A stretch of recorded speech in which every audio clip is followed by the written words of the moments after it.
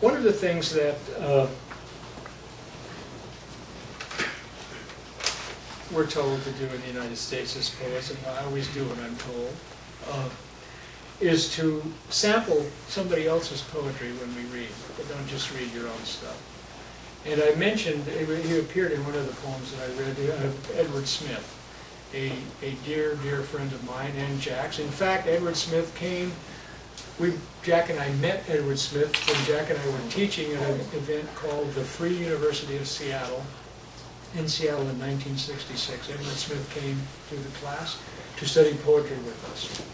Edward Smith died 2 or 3 years ago of complications from the flu.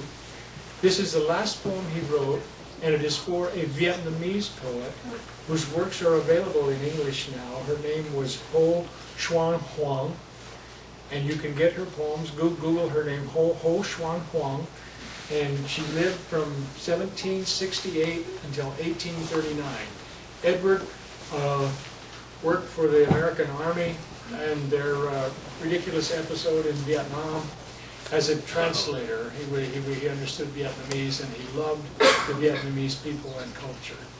And so he wrote, this is the last poem he wrote, and on the 16th of December. He died on the 26th of December. This poem is for Ho Xoanh Thoanh. This long breath for you, if you were alive, and sitting right in my living room, your words on fire, your tight language leaping the gap between your sexual nature and another time, nation, mountains, trails, across the mist, kiss me. Across your female, dark-lipped longing, the trail is one pass after another, one people expanding southward.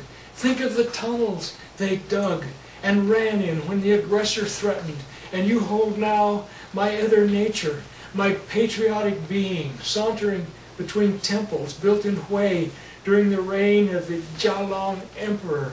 I weave through your magnificent words. Your sorrows drift across my head. Clouds, rain, breaking down all the barriers imposed by philosophy, by words themselves. And I embrace the wind itself in your smile. And there is no barrier not crushed by our dual music.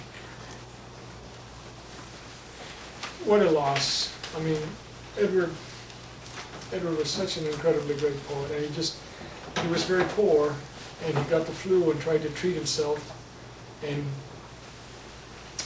didn't go to the hospital in time, and so consequently he died.